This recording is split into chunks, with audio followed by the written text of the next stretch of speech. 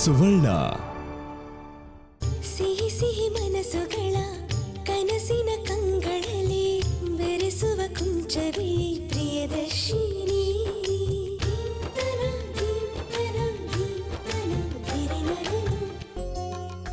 ಹೌದು ರೀ, ನೀವು ಹೇಳ್ತಾ ಇರೋದು ಸರಿಯಾಗಿದೆ. ಅವರು ನಮ್ಮ ಬೀಗರು ಅನ್ನೋದಕ್ಕಿಂತ ಹೆಚ್ಚಾಗಿ ಅವ್ರು ನಮ್ಮ ಅಣ್ಣ. ಅದಕ್ಕೆ ಆ ಮನೆ ಹಾಳಾಗಿ ಹೋಗ್ಬೇಕು ಅಂತ ಅದೇ ಮನೇಲಿ ನಿಂತ್ಕೊಂಡು ಶಾಪ ಹಾಕ್ಬಿಟ್ಟು ಬಂದೆ. ಅದಕ್ಕೋಸ್ಕರ ಆದರೂ ಅವ್ರ ಹತ್ರ ಹೋಗಿ ಕ್ಷಮೆ ಕೇಳಬೇಕು ರೀ. ಹೌದು ವಿಶಾಲ, ನೀನು ಹೇಳ್ತಾ ಇರೋದು ಸರಿ. ಅದು ಅಳಿಯಂದ್ರೆ ನಾಳೆನೇ ನಮ್ಮ ಮಕ್ಕಳನ್ನ ನಿಮ್ಮ ಮನೆ ಕರ್ಕೊಂಡು ಬಂದುಬಿಡ್ತೀವಿ. ಇದಕ್ಕೆ ನೀವು ಅವಕಾಶ ಮಾಡಿಕೊಡ್ಬೇಕು. ಸರಿ ಬಾಬಾ, ನಾವು ಕಾಯ್ತಾ ಇರ್ತೀವಿ.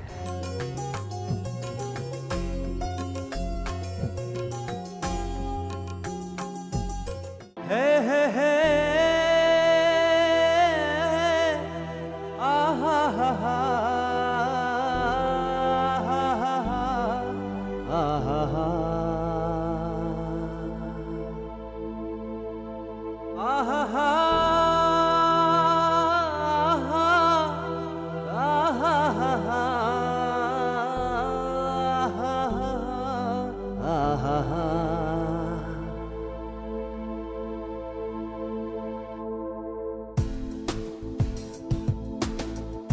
la la la la la la la la la la la la la la la la la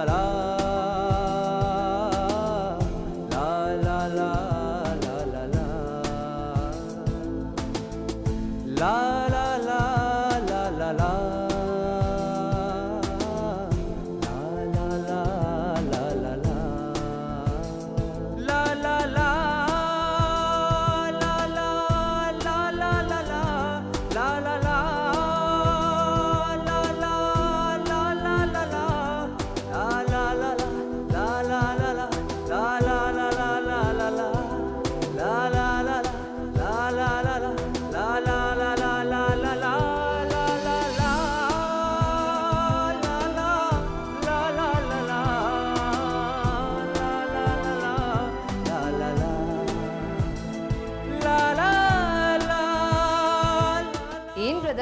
ನೀವೇನಾದ್ರೂ ಸಂಮೋಹಿನಿ ವಿದ್ಯೆ ಕಲ್ತಿದ್ದೀರಾ?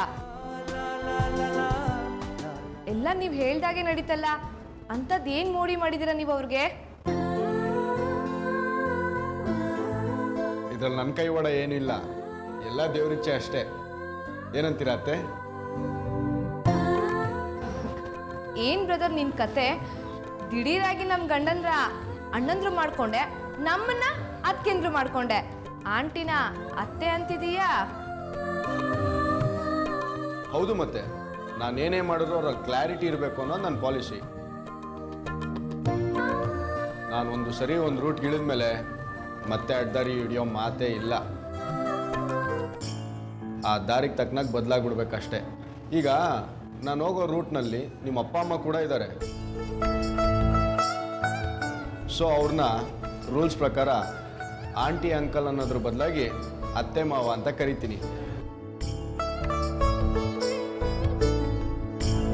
ಏನ್ ಮಾವ, ಇದ್ರಲ್ಲಿ ನಿಮ್ಮ ಅಭ್ಯಂತರ ಏನಾರು ಇದೆಯಾ? ಅಯ್ಯೋ, ನೀ ಹೇಳಿದ ಮೇಲೆ ಕರೆಕ್ಟ್ ಆಗೇ ಇರುತ್ತೆ.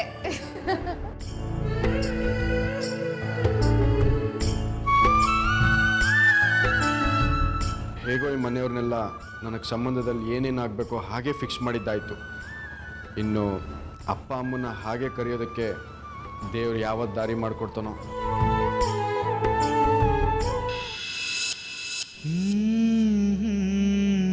ಯಾಕೆ ಸರ್ ಹೀಗೆ ಮಾಡೋದಕ್ಕೆ ಮೊದಲು ನನ್ನೊಂದು ಮಾತು ಕೇಳ್ಬೋದಿತ್ತಲ್ವ? ಯಾಕೆ ಮಾತಿಗೂ ಸಾರ್ ಸಾರ್ ಅಂತ ಹೇಳ್ತೀಯ? ಎಷ್ಟು ಸಲ ನಾನು ನಿನ್ನ ಮುಂದೆ ನನ್ನ ಆಸೆ ಹೇಳ್ಕೊಂಡಿದ್ದೆ. ಪ್ಲೀಸ್, ಇನ್ನು ಮುಂದೆ ಆದ್ರೂ ಅಪ್ಪ ಅಂತ ಕರಿ.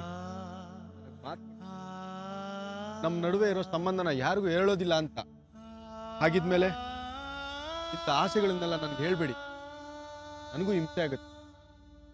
ಅದು ಅಲ್ಲದೆ ಈಗ ಈ ಹಣ ಯಾಕೆ ಹಾಕಿದ್ರಿ ನನ್ನ ಅಕೌಂಟ್ಗೆ? 20 ಲಕ್ಷ ಹಣನ ಯಾಕೆ ಹಾಕಿದ್ರಿ ಅಂದ್ರೆ ಅದು ನನ್ನ ಕರ್ತವ್ಯ, ಅದಕ್ಕೆ ಹಾಕಿದೆ. ನಿನ್ನ ಹಕ್ಕು, ಅದಕ್ಕೆ ಹಾಕ್ದೆ. ನೀನೇನು ಅಂತಿಂತವ್ರ ಮಗ ಅಲ್ಲ. ದೊಡ್ಡ ಇಂಡಸ್ಟ್ರಿಯಲಿಸ್ಟ್, ಫೇಮಸ್ ಬಿಲ್ಡರ್ ಚಂದ್ರಶೇಖರ್ ಅವ್ರ ಮಗ. ಅಂಥದ್ರಲ್ಲಿ ನಿನ್ನ ಬ್ಯಾಂಕ್ ಅಕೌಂಟ್ ಅಲ್ಲಿ ಒಂದು 20 ಲಕ್ಷ ಬ್ಯಾಲೆನ್ಸ್ ಇಲ್ಲದೆ ಇದ್ರೆ ಹೇಗೆ ಹೇಳು? ಅದಕ್ಕೆ ಹಾಕ್ದೆ, ನಾನೇ ಹಾಕ್ದೆ. ಏನ್ ತಪ್ಪದ್ರಲ್ಲಿ? ಅಜಯ್, ಇನ್ನೊಂದು ಮುಖ್ಯವಾದ ವಿಷಯ. ಯಾವತ್ತು ನನ್ನ ಬಿಸ್ನೆಸ್ ಬೆಳೆಯೋದಕ್ಕೆ ಶುರು ಆಯ್ತು, ಯಾವತ್ತು ನಮ್ಮ ಕಂಪನಿಗೆ ಲಾಭ ಬರೋಕ್ಕೆ ಶುರು ಆಯ್ತು, ಅವತ್ತಿಂದಾನೆ ಗೌತಮ್ ಗೌರವ್ ಹೆಸರಲ್ಲಿ ಪ್ರಾಫಿಟ್ ಅಲ್ಲಿ ನಾನು ಹೇಗೆ ಒಂದು ಶೇರ್ ತೆಗೆದಿಡ್ತಾ ಇದ್ನೋ ಹಾಗೆ ಯಾರಿಗೂ ಗೊತ್ತಾಗದ ಹಾಗೆ ನಿನ್ನ ಹೆಸರಲ್ಲೂ ಒಂದು ಶೇರ್ ಇಡ್ತಾ ಬಂದಿದ್ದೇನೆ. ಈಗ ಅದು ಬೆಳೆದು ಬೆಳೆದು ಸುಮಾರು 50 ಕೋಟಿ ಅಷ್ಟಾಗಿದೆ. ಕಾನೂನಿನ ಪ್ರಕಾರ ಅದನ್ನ ನಿನ್ನ ಹೆಸರಿಗೆ ಹೇಗೆ ಟ್ರಾನ್ಸ್ಫರ್ ಮಾಡಬೇಕು ಆ ಎಲ್ಲ ಪ್ರೊಸೀಜರ್ಸ್ನು ಈಗಾಗಲೇ ಸ್ಟಾರ್ಟ್ ಮಾಡಿದ್ದೇನೆ. ನೋಡು, ಇಷ್ಟರಲ್ಲೇ 50 ಕೋಟಿ ನಿನ್ನದಾಗತ್ತೆ.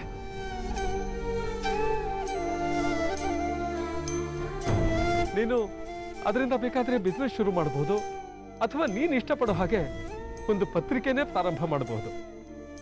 ಸರ್, ನನಗೆ ನನ್ನ ತಂದೆ ತಾಯಿ ನಾನು ನೋಡಬೇಕು ಅನ್ನೋದೇ ಒಂದು ದೊಡ್ಡ ಗುರಿಯಾಗಿತ್ತು. ಅದು ಈಡೇರಿದೆ. ಅದಕ್ಕಿಂತ ದೊಡ್ಡ ಆಸೆ ಯಾವುದೂ ಇಲ್ಲ. ನನಗೆ ನಿಮ್ಮ ಆಸ್ತಿನಲ್ಲಿ ಬಿಡುಗಾಸು ಬೇಡ.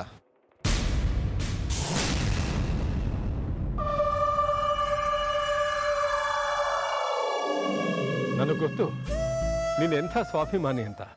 ಅದಕ್ಕೆ ನಿನ್ನ ನೋಡಿದಾಗಲೆಲ್ಲ ನನಗೆ ಹೆಮ್ಮೆ ಅನ್ಸೋದು.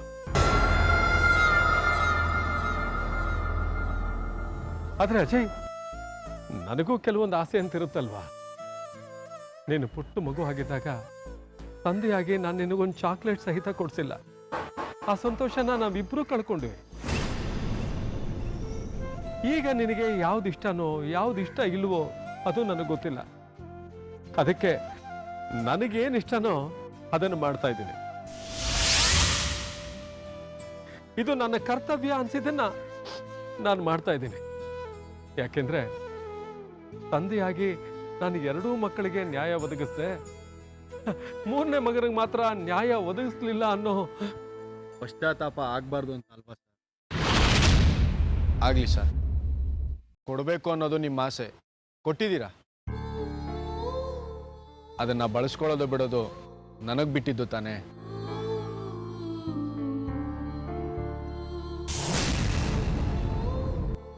ಇರಲಿ ಬಿಡಿ, ನಿಮ್ಮ ಆಸೆಗೆ ವಿರೋಧ ಮಾಡಿದೆ ಅನ್ನೋ ಪಶ್ಚಾತ್ತಾಪ ನನಗೂ ಬೇಡ.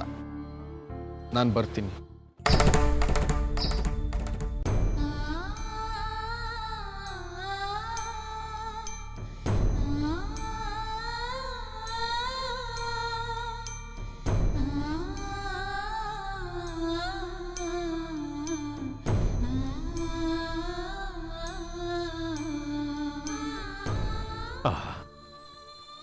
ಎಂಥ ಭಾಗ್ಯಶಾಲಿ ನಾನು. ಇಂಥ ಮಕ್ಕಳು ಕೋಟಿಗೊಬ್ರು. ಆದ್ರೆ ನಿನ್ನನ್ನು ನಾನು ಇಷ್ಟು ವರ್ಷ ದೂರ ಮಾಡ್ಕೊಂಡ್ಬಿಟ್ನಲ್ಲ, ಅದು ಮಾತ್ರ ನನ್ನ ದೌರ್ಭಾಗ್ಯನೇ. ಅದಕ್ಕೆ ನಾನು ಎಷ್ಟು ಪಶ್ಚಾತ್ತಾಪ ಮಾಡಿಕೊಂಡ್ರೂ ಸಾಲದು. ದೇವರು ನಿನ್ನನ್ನು ಸದಾ ಕಾಲ ಚೆನ್ನಾಗಿಟ್ಟಿರ್ಲಿಪ್ಪ.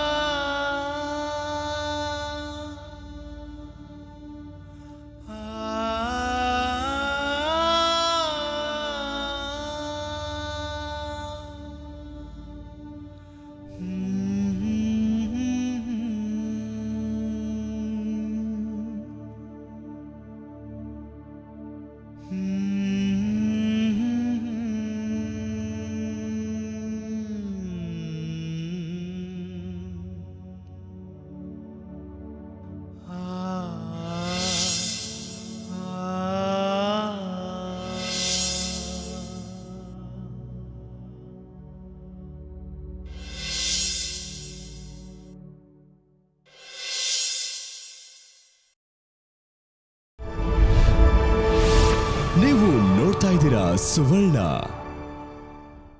ಕಂಗಳಲ್ಲಿ ಬೆರೆಸುವ ಕುಂಚವೇ ಪ್ರಿಯದರ್ಶಿನಿ.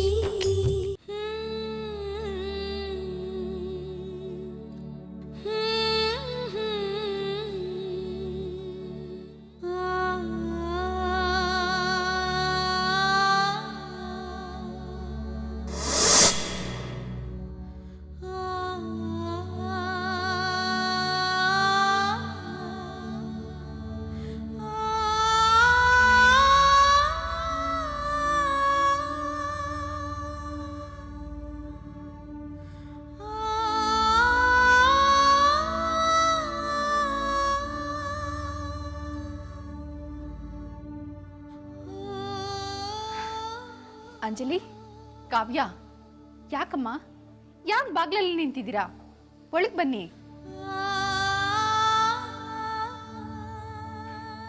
ಒಂದು ನಿಮಿಷ ಇರಮ್ಮ.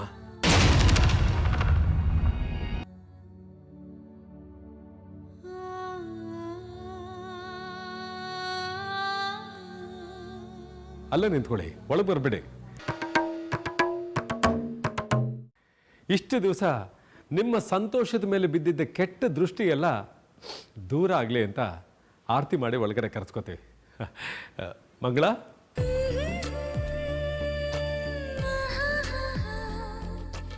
ಮಾವ, ಅತ್ತೆ ಎಲ್ಲಿ ಕಾಣ್ತಾ ಇಲ್ಲ?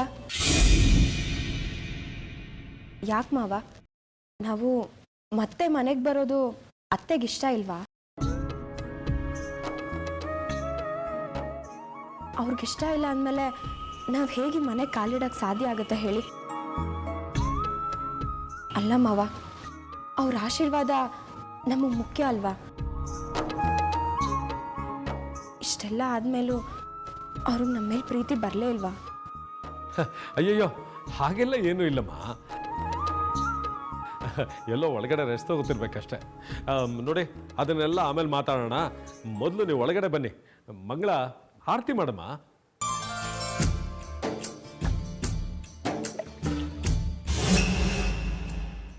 ನಿಲ್ಸಿ.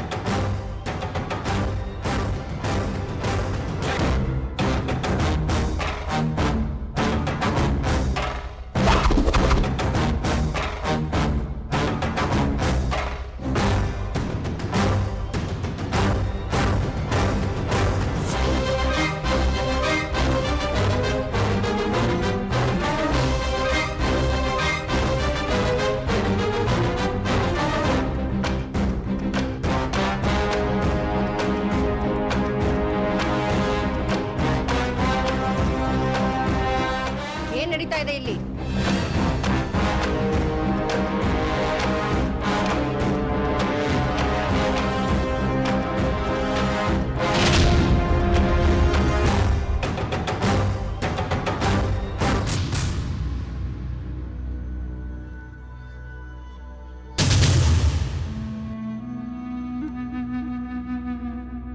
ಮಮ್ಮಿ, ಅದು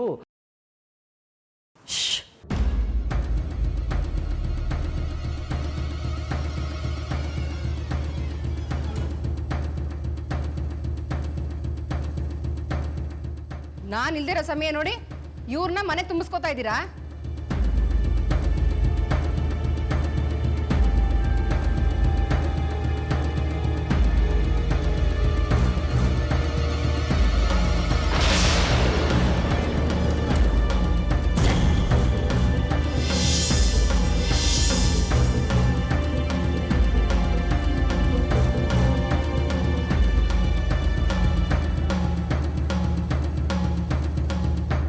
ಯಾಕೆಲ್ಲ ಗಾಬರಿ ಆಗಿದ್ದೀರಾ?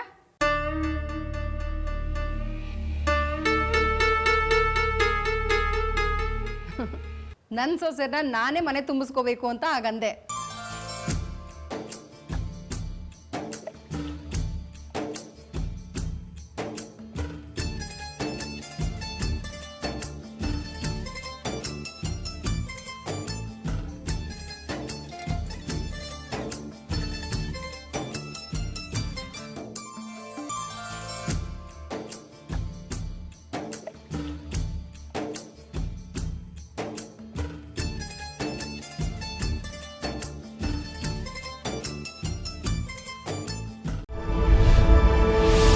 ನೀವು ನೋಡ್ತಾ ಇದ್ದೀರಾ ಸುವರ್ಣ.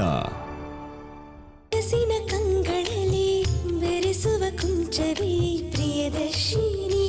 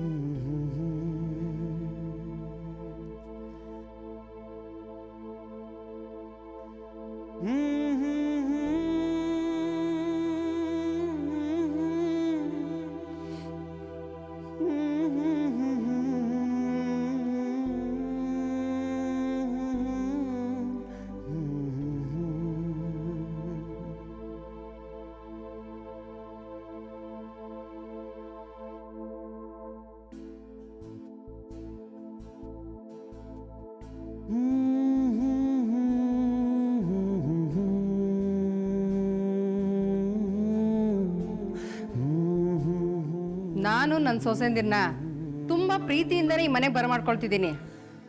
ಅವರು ಈ ಮನೆ ಒಳಗೆ ಕಾಲಿಡೋಕ್ಕೂ ಮುಂಚೆ ನನಗೊಂದು ಮಾತು ನಡೆಸ್ಕೊಡ್ಬೇಕು.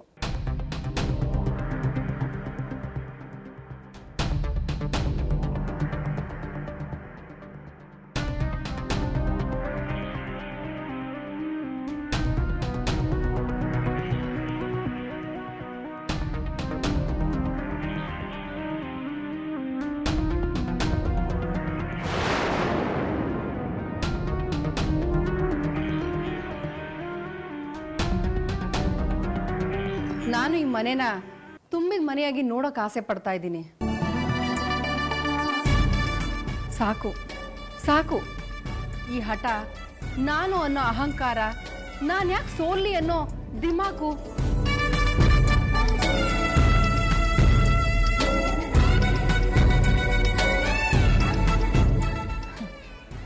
ನಾನು ಅದನ್ನೆಲ್ಲ ಮರ್ತಿದ್ದೀನಿ.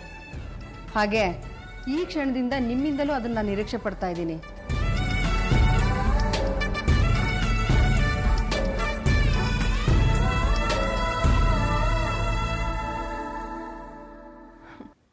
ಇನ್ನು ಮುಂದಿನ ಜೀವನನಾದರೂ ನನ್ನ ಮೊಮ್ಮಕ್ಕಳ ಜೊತೆ ಸಂತೋಷವಾಗಿ ಕಾಲ ಕಳಿಬೇಕು ಅಂತ ಬಹು ದೊಡ್ಡ ಆಸೆ ಇಟ್ಕೊಂಡಿದ್ದೀನಿ.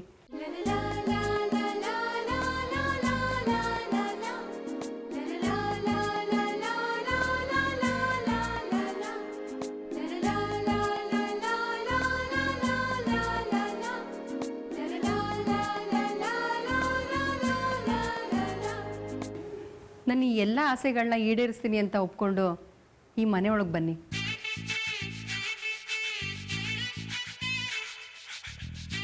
ಸರಿ ಅತ್ತೆ.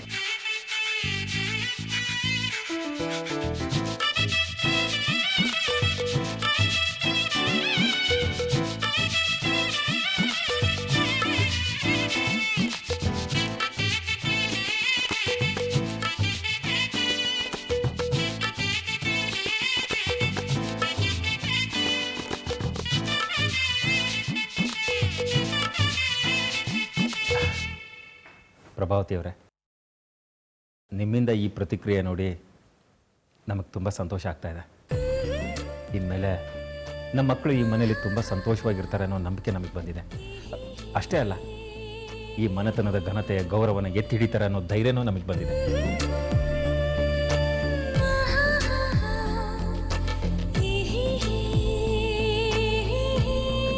ಯಾಕೆಂದರೆ ಈಗಷ್ಟೇ ನಿಮ್ಮಿಂದ ಸಂಪೂರ್ಣವಾದ ಆಶೀರ್ವಾದ ಅವ್ರಿಗೆ ಸಿಕ್ಕಿದೆ. ಅದಕ್ಕೆ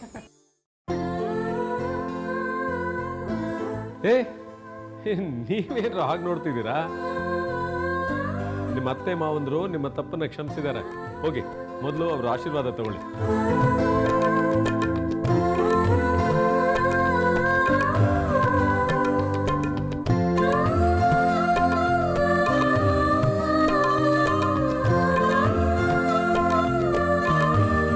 ಸಿಹಿ ಸಿಹಿ ಮನಸ್ಸುಗಳ ಕನಸಿನ ಕಂಗಳಲ್ಲಿ ಬೆರೆಸುವ ಕುಂಚವೇ ಪ್ರಿಯದರ್ಶಿ